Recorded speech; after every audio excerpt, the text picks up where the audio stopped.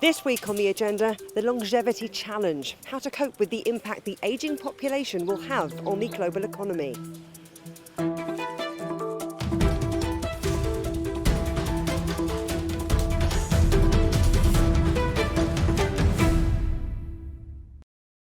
Over the next 30 years, the number of people aged over 80 will triple to 420 million. So what will that mean for society and for the global economy?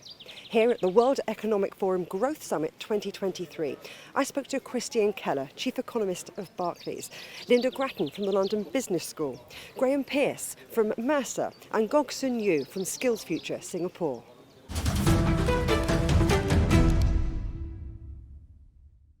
Let's start off by a little bit of context, a little bit of scene setting, everyone. And I'll start with you, Christian, because there are so many uncertainties in 2023.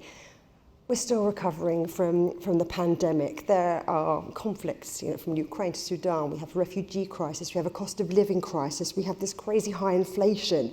But there is one sure certainty, and that's that we're all going to live decades longer. So give us an overview of what that's going to mean for global growth in the near term. Well, okay, first of all, I think it's a very valid point you make. We are in a time where we look a lot of the crises that hit us, right? And everything is unprecedented, unpredictable. And so we stumble from crisis to crisis, and we sometimes lose sight of things that are actually quite predictable. And, climate change is one, but even more predictable in terms of knowing what we're going to see in the next decade is really demographics. And it's something that we like to talk about, but then whenever something happens, we say, well, we can push it off, right? And we are actually at the moment at a pretty critical juncture. Our calculations are, for example, that the Chinese population actually next year may start already falling in absolute terms. We now, if you go to Europe, Germany, for example, there's now actually around this time now a kink where there are less and less people entering the labor market. We have obviously a lot going on in France, where we see protests against increasing, the lives or working lives, and it's something that is never relevant immediately in the short term because demographics does work over decades, but it's very dangerous to always pushing it off because there's always some crisis, and the fact that we have massive social unrest in France over, increasing the retirement age by 2 years shows you what Europe, in a way, has to look at as it needs to prepare its populations for, that they're aging and maybe some of the generous pension schemes cannot be sustained. I know that a lot of analysts are looking at China and wonder whether they need to start correcting their forecasts for, some of the earnings forecasts for companies because, population is now in a very dramatic way, by the way. I don't think this is always recognized. In a very, very dramatic way, China's demographics going to change. They had a population boom really in the early 60s and until the end 70s when they started the one child policy. So then they dramatically changed, and now you have all these people retiring, which is a large group, but you have no one coming. So they are doing something now that the rest of the world will experience, but in a very drastic way. So let me make one more point. So longer term growth will be affected because if you have less population growth, automatically your global GDP numbers will be less. GDP per capita can still be good. And second, and I'll stop with this, is we have amassed a lot of debt. So, over the last 40 years, population stopped growing as quickly. But at the same time, over the last 40 years, we amassed a lot of debt. And that means that now a much smaller coming generation does not only have to pay for the elderly, but also deal with this debt burden that was amassed over the last 40 years. And that's true. There are fewer people in the workforce paying per retiree. I wonder that looking at this demographic transformation that's taking place, there are going to be some positives, there will be some negative impacts on the global workforce. Lynda, what do you think? It's actually China that is the next country up because these are demographic changes which will affect every single country. What does that mean? Well, I was fortunate because I talk about work and how it means to work, but my colleague, Andrew Scott, an economist, worked out how long you would have to work if you had the sort of savings that most of us have. And that figure is 72 years. And so actually one of the things I decided to do was to work till 72, and I'll tell you how that goes in a couple of years' time.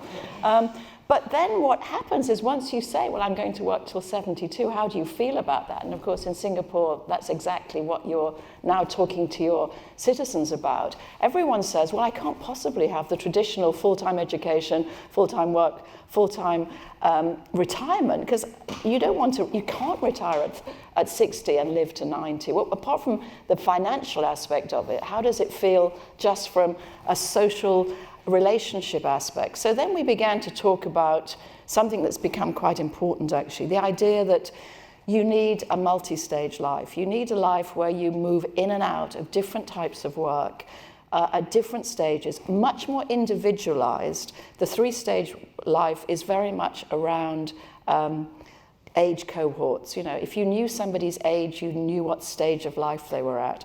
But this is more individualized, and that means from a psychological perspective, people need more insight, and that's the work that you're doing in Singapore and we're doing in the UK actually, to give people insight from about their 50s on about what sort of life would you like, you know, what would it look like, what would you want to do, how much do you save, how much do you want to give back to the community, and so on. Let me just say a couple of points about that. What we found, and I'm a member of a research group in the UK who are looking at this in detail, is that the over 50s did not come back to work after the pandemic. And that's incredibly worrying for all of us, because once they don't come back at 50, they don't work. So we know now why they didn't come back. They didn't come back, and this is work from the Phoenix Institute, of which I'm a member.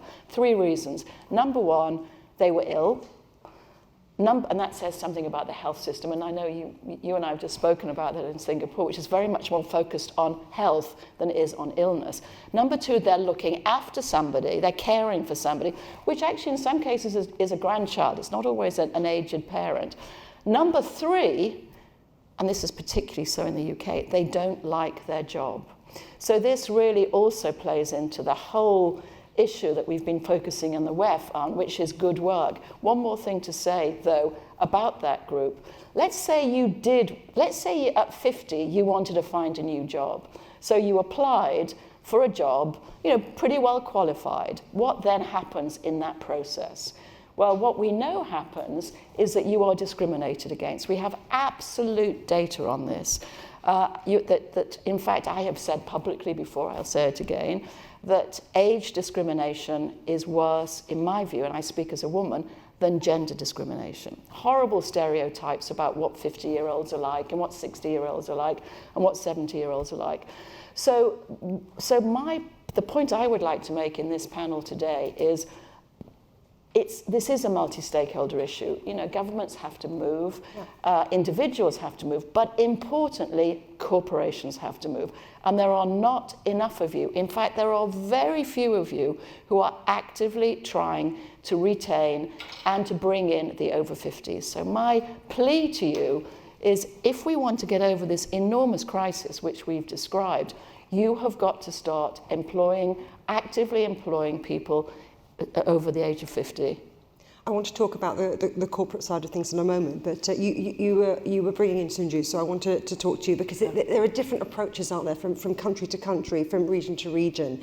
So tell us about what is happening in Singapore and the measures that are being put in place to address the ageing population. Sure, yes.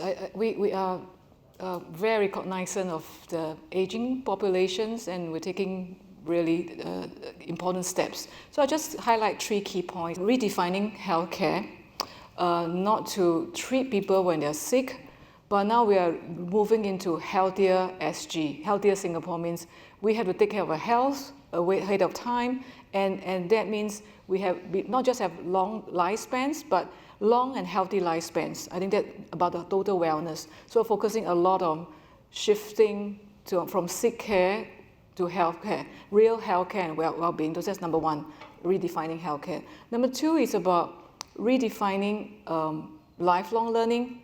So we invest in our people, in giving everybody $500 SkillsFuture credit from 25 and above. So as long as you're alive, you have the credits. And then from time to time, we see the consumption, we may top up again.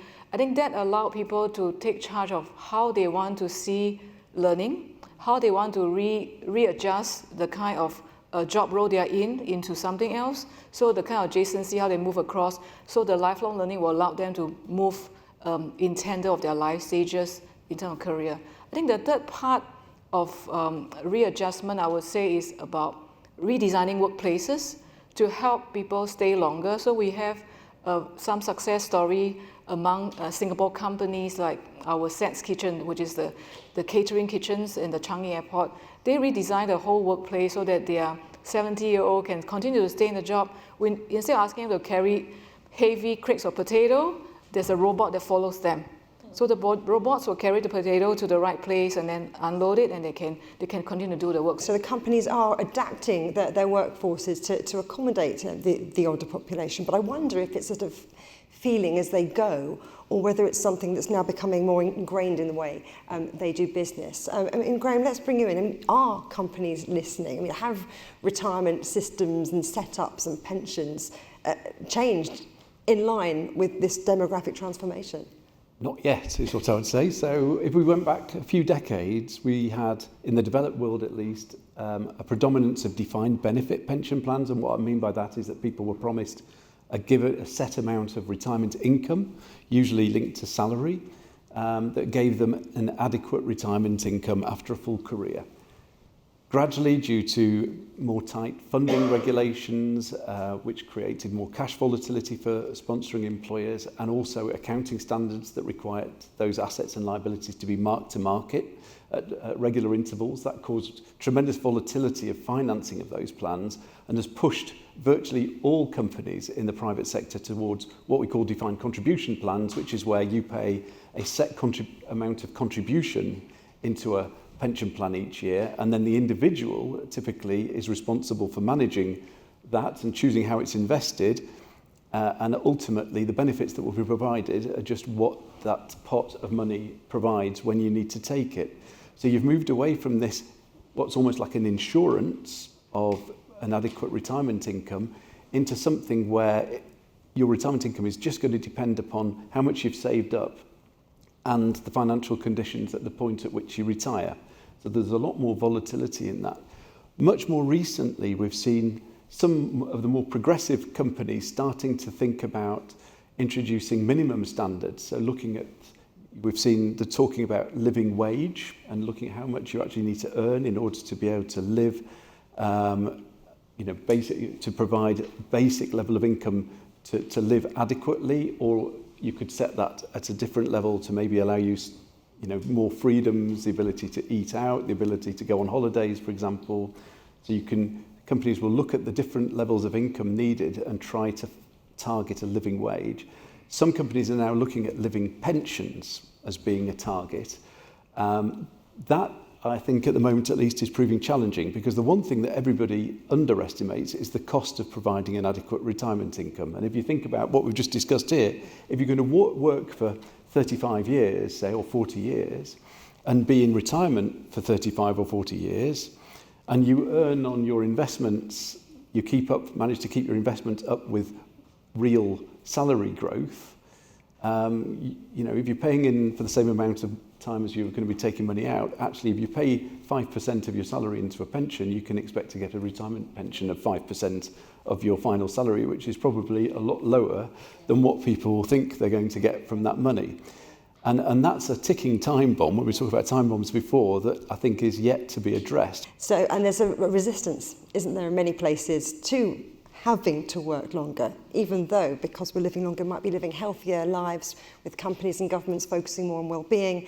That might make us feel we need to work. But if we see what's happening in France, I mean, great example, they want to nudge up the retirement age from 62 to 64, and the workforce aren't having any of it.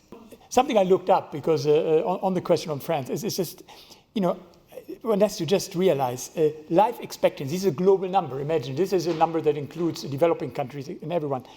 Life expectancy, according to the UN, at the age 1950 was 46 years average. 2022, 71. So now over that time span, it was 70 years, we increased it from 46 to 71. And at the same time, the retirement ages almost barely moved, and now we are fighting over 2 years. And now, look, I don't want to get into the nitty-gritty and whether the way Macron did it, this is not the subject here. But the fact is, and in particular in Europe, and in particular I think in older societies, that includes probably Japan, there needs to be a social dialogue. If we continue by governments just trying each year to do something about lifting the age or so, and then the entire working, not the entire work population, but those who are unionized, etc., just fighting against, that won't work, right? I think that really needs to be an engagement where one rethinks how one thinks about this. Maybe work patterns need to change, lifelong learning, maybe also that people, they maybe cannot be expected to do the same job when they get older, even if they're healthy. But maybe we need to think of that careers peak, but then there's nothing dishonor about it to continue to working, but no longer in that top job.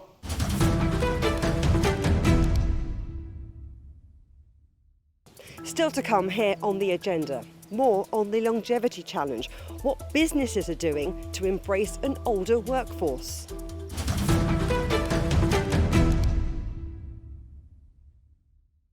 Roger, read you loud and clear. We can try out the wild and the crazy ideas. Nothing can stop an idea whose time is coming. This idea is coming. I actually feel quite comfortable in isolation. We should all be very basic when we're trying to save the world. Awesome! We hope it will happen. We have to live in hope.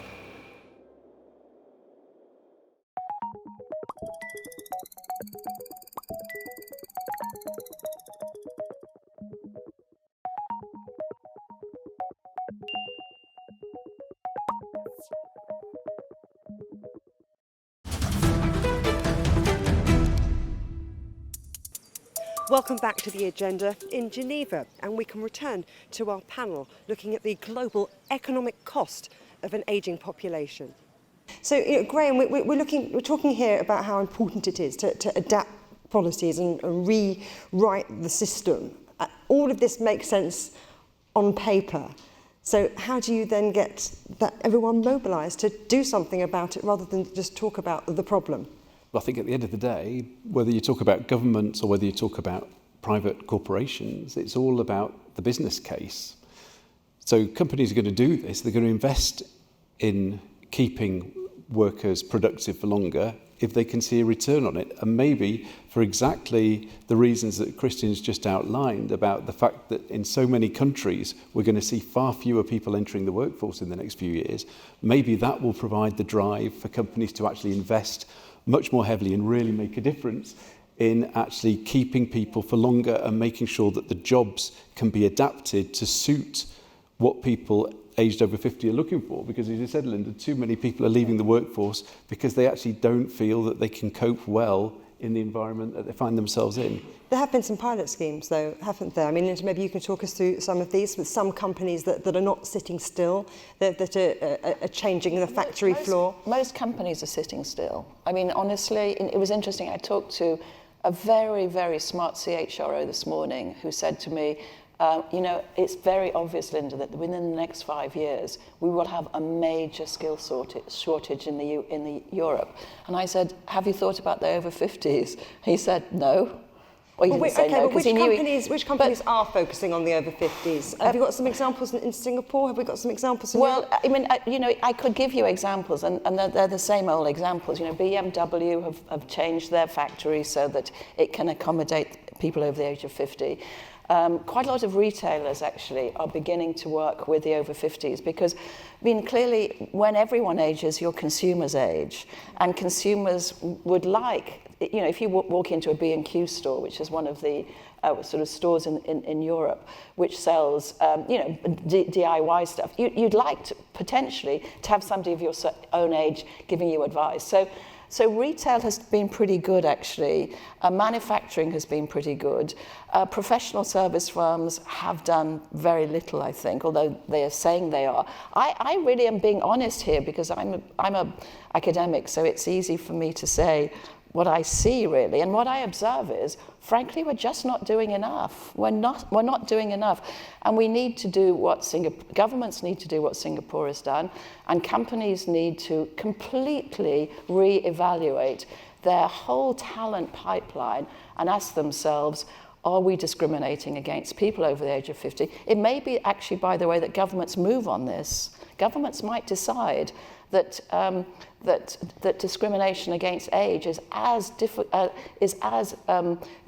as discrimination against gender. In which case, there'll be a whole slew of regulations which companies will have to start thinking about. I'm not sure if it'll get to that, but I wouldn't be surprised. So there's a lot to be done. This is just the beginning of this conversation. Do you think that your global economic outlook might change if there were some big strides made, from government, from industry, from academia to come up with a gear shift, a joined-up framework here? I think the immediate change would take place really through labor markets. You mentioned it. Right now, what we all economists are stunned about, and which has a big impact on inflation, by the way, because the wages are driven up by not enough supply. And there are many people who could be working and they're not working, and we need to find out why. If they enter the labor force, you have more labor working, probably on average at less wages, which sounds bad, but it's actually not a bad thing, because if more people working, the wage bill overall goes up, but you don't have the inflation pressure. That would have an impact on the outlook, even in the short term, if it was to happen over the short term, yeah. One of the reasons that Lynda mentioned was because some people might be caring for others younger or older, which makes me think about healthcare systems. They need a shake-up too. Well, interestingly enough, one of the recommendations that the Arbe report on the 100-year life came up with was childcare. And you'd think, well, what's childcare got to do with a 100-year life? Well, it was actually to take caring responsibilities from women, because in Japan, they wanted to get women into the workforce, which they've pretty much done, actually. But you're right. I mean, actually, it's a complex set of issues. Can I just mention one other point which we haven't talked about yet, and it's really fundamental, which is one of the reasons why it's difficult to say that the pension age should be 67, let's say, or 68, is that as people age, the variance within the age cohort increases. So, a 60-year-old, the variance within 60-year-olds is very, very wide. And as they age, it gets wider and wider and wider. And that's why it's so difficult to make one judgment about a 67-year-old, because you could be a 67-year-old running a marathon, or you could be a 67-year-old who's struggling to stand up. And that's why, it's so hard for a government to say it should all be 67. And so pensions, and this is the complexity of pensions really, has to somehow acknowledge that there will be, within any society, a number of 67-year-olds who actually can't work. There's not one size fits all. That's certainly what I'm getting here. So I just wonder, in terms of what you'd like to see, in terms of public policy, in terms of what policymakers can do to address all of these changes that are happening in society, in the workforce, and in the makeup of the population. Yeah, in Singapore, we already implemented the re-employment scheme, whereby when individuals reach so-called the pseudo-retirement age, company are obliged to issue contracts on an annual basis, and the job can be redesigned to something else. You need not go back to the same jobs. So that allowed the flexibility on both ends, the employees and the employer, to decide what is the best deal for both. I think this should continue, definitely, for sure. In terms of the ageism, so-called the ageism, I would think that perhaps sometime this ageism concept is a kind of convenient excuse, because it will take a lot more efforts for line manager and HR, human resource manager, to rethink how to take advantage of this demographic premium. I call it premium. It's not a tsunami. That demographic premium, because they are experienced, they have a deep knowledge. But how do we take advantage of this demographic premium and to rethink, how can I design work to take advantage? It can be, I don't need you to drive the trucks, but can I get you to train someone else, do something, because you have the in-depth knowledge. I absolutely agree. As I say, it's all about trying to keep people productive for longer. That will produce a greater amount of income for the economies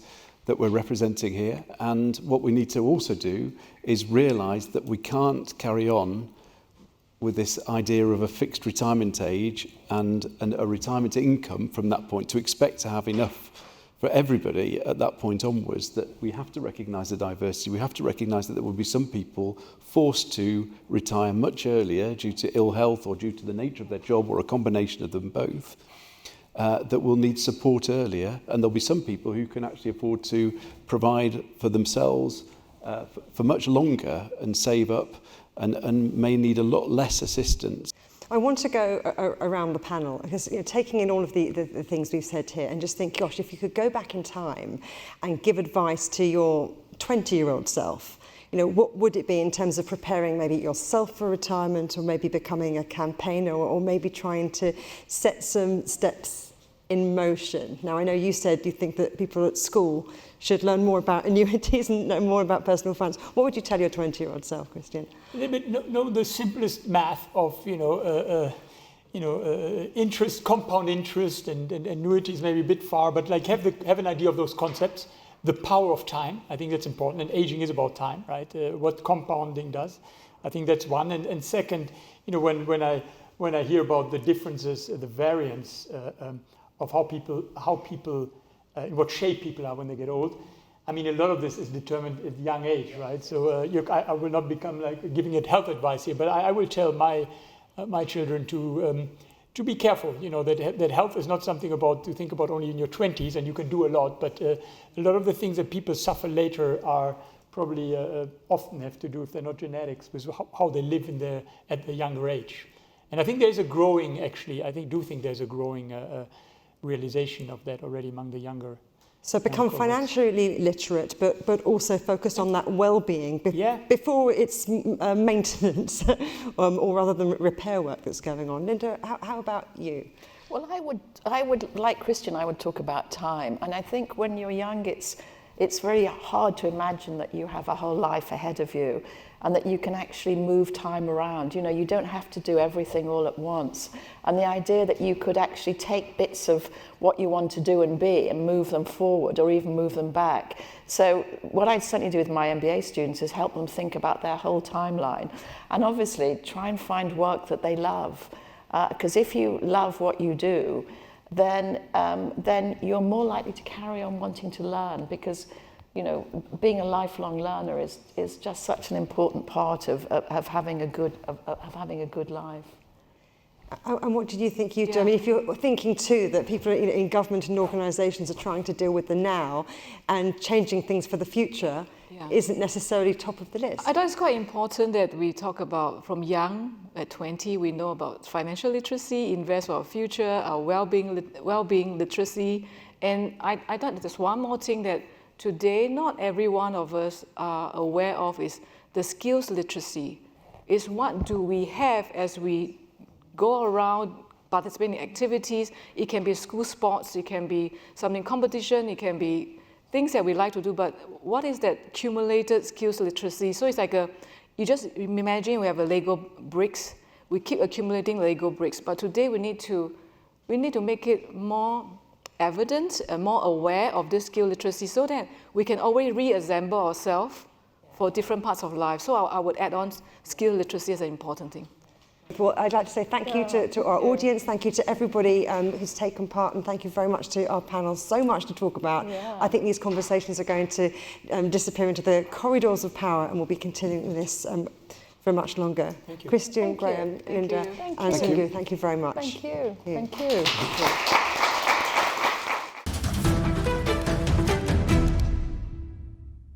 You can watch every episode of The Agenda in full on CGTN Europe's YouTube channel. And for exclusive extra content from me, my guests and the rest of the team, don't forget to check out @The Agenda Show on TikTok. Coming up soon on The Agenda, the gender gap, why prospects for men and women appear to be further apart than ever. But for now, from me, Juliet Mann, and from all the Agenda team here in Geneva, goodbye.